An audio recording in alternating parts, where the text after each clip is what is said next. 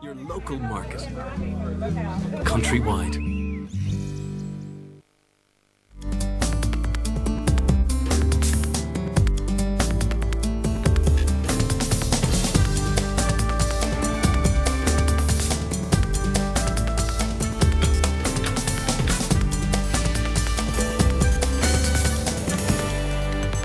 This evening on Nationwide, it's music all the way as part of RTE Big Music Week.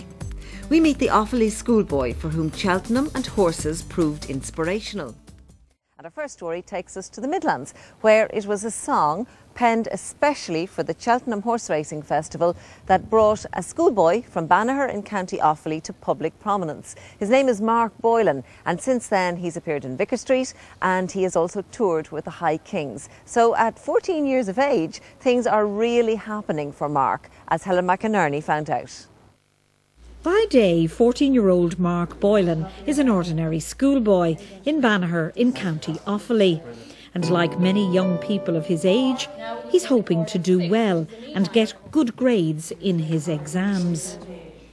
But in his spare time, Mark is much in demand as a performer. And it was his love of horses and horse racing that inspired him to write a song about the Cheltenham Racing Festival. A song that first brought him to public prominence. All roads I see, they lead to here.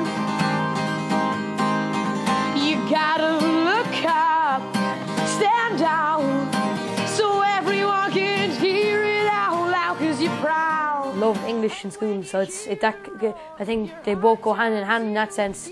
I get on fairly well with that sort of thing, but for writing it's just I can get myself out there. I can feel any emotion I have, I can get it out there, and it's real, and it comes out in a way that's positive and that I can feel when I sing it. I feel every word that I say, and hopefully when people are listening to it they can relate to it, or vice versa, or whatever you feel yourself. His parents, Dave and Helena Boylan, are delighted with their son's success, but are determined he keeps his feet on the ground. When I heard the song, I knew it was something special, especially, you know, the first Cheltenham one. It was really something special. And, you know, then on all the reaction, you know, and all the publicity, he just handled it so well. You know, he was always very thankful to everybody, you know, and he was always polite and mannerly, which as a mother, you're, you know, always, you know, that they will handle themselves properly, you know, and it doesn't get, you know, he doesn't get over, you know, big head basically, you know, and he's always been very grounded, you know, so. And I think because he handled it so well, you know, I wasn't concerned. Helena works as a manager in Dunnes Stores in Athlone, and Dave is full-time at home.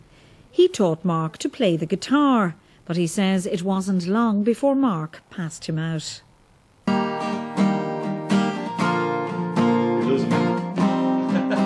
I taught myself to play the guitar, so very, very basic chords. I like to sing folk songs, Christy Moore type things, using 6 chords. Very quickly he developed far, far better than that, and you know, he plays chords that he sort of makes up himself, a bit like Luca Bloom maybe. When Mark uploaded his song about the Cheltenham Festival on YouTube, the phones quickly started ringing. The festival, the song he wrote himself, he uploaded that himself to YouTube, and when the media attention came back for that, he was more than willing to milk whatever media attention was there. So no plan at all, no. I mean, when the phone started ringing from all the top newspapers, TV stations, radio stations, we just said great, and he said great, and he just went along with it. And when people phoned looking for interviews, he said great, and he spoke for hours on the phone here. That's how it worked.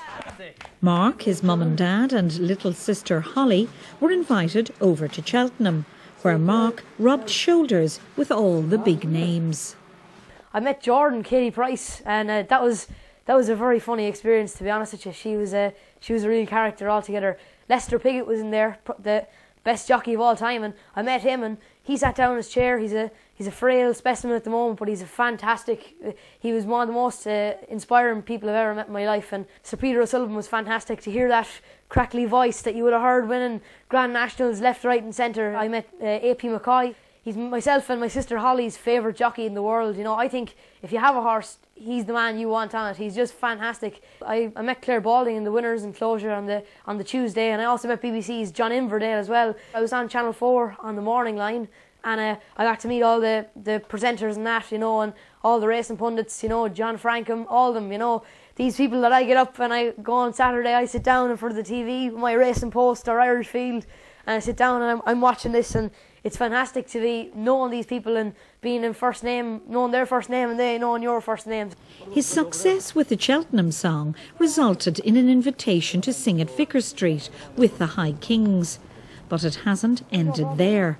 Mark's latest song about the Breeders' Cup, one of the biggest racing events in America, has resulted in an invite to Louisville, Kentucky. Mark made contact with the Breeders' Cup after writing the song, put it on YouTube. They got back to him. After a series of phone calls from America, they suggested that they loved it so much that they wanted it to be the theme song for the Breeders' Cup 2011. So yes, we are certainly on course for Louisville, Kentucky. Mark is still very young. He celebrates his 14th birthday today. So what are the dangers of all this international success distracting him from his studies? He's doing well. I have yet to hear of anybody giving out that he's coming in without the homework done or anything, so he's doing very well. He has himself well organised. He has a system. If he keeps working that system, things will go well for him. Let's give it up for the Breeders' Cup. An impressive young man there with a bright future ahead of him.